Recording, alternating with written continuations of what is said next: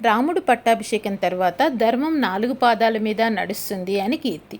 రాముడు ఒకరోజు దర్బార్లో కూర్చుని ఉన్నప్పుడు నిండు సభలో రాములు వారు లక్ష్మణుని వైపు చూస్తూ ఎవరికైనా ఏమైనా సమస్యలు ఉంటే చెప్పమని అడిగాడు. ఎవ్వరికీ ఏ సమస్యలు లేవు అని లక్ష్మణుడు బదిలిచ్చాడు. సరే, రాజ్యద్వారం దగ్గర ఎవరైనా సమస్యలతో ఉన్నారేమో చూడమన్నాడు. రాముని ఆజ్ఞతో రాజ్యద్వారం దగ్గర చూడ్డానికి వెళ్ళాడు లక్ష్మణుడు. అక్కడ ఒక కుక్క కనిపించింది. ఓ సునకమ్మ, నీకు ఏమి సమస్య వచ్చింది? ఏం సంకోచం లేకుండా చెప్పు అన్నాడు లక్ష్మణుడు. దానికి ఆ కుక్క తన సమస్యని రాముని దగ్గరే చెప్తాను అని పట్టుబట్టింది. దాంతో కుక్కను రాముని దగ్గరికి తీసుకొని వెళ్ళాడు.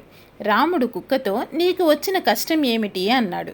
దాని కుక్క రాజ్యంలోని ప్రతి ఒక్కరికి రాజు దేవుడితో సమానం, కానీ మీ రాజ్యంలో ఒకరు ధర్మాన్ని తప్పి నా మీద దాడి చేశారు. ఒక బ్రాహ్మణ యాచకుడు నన్ను గాయపరిచాడు అన్నది. దానికి రాముడు ఆ యాచకుడిని పిలిపించి అడిగాడు. దానికి ఆ యాచకుడు, నేను కుక్కని గాయపరిచిన మాట నిజమే. నేను యాచనకు బయలుదేరిన సమయంలో ఈ కుక్క దారికి అడ్డంగా నిలిచింది. అసలే ఆకలితో ఉన్న నేను కుక్కని గాయపరిచాను. నేను చేసింది తప్పే. మీరు ఎలాంటి శిక్ష విధించినా స్వీకరిస్తాను అన్నాడు. అతనికి ఎలాంటి శిక్ష విధించాలా అని తర్జన భర్జన పడుతుండగా ఆ కుక్క, ప్రభు, నాది ఒక విన్నపం. నన్ను కరుణించాలి అంటే నేను చెప్పిన శిక్ష విధించండి అని కోరింది. దానికి రాములు వారు అంగీకరించారు. ఆ కుక్క వెంటనే ఈ బ్రాహ్మణ యాచకునికి కులపతిని మఠాధిపతిని చేయండి అంది.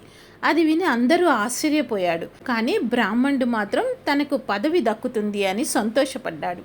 ఎందుకు ఇలాంటి కోరిక అని కుక్కని అడిగితే, గత జన్మలో నేను కూడా కులాధిపతిని మఠాధిపతిని అందరికీ పంచగా మిగిలిన ఆహారాన్ని భుజిస్తూ చాలా నిష్టగా సత్ప్రవర్తనతో జీవించాను. అయినా కూడా కుక్కగా జన్మించాను. చిన్నపాటి కోపాన్ని కూడా తట్టుకోలేని ఈ యాచకుడు అధికారంలోకి వస్తే ఎలా ఉంటుందో ఆలోచించండి.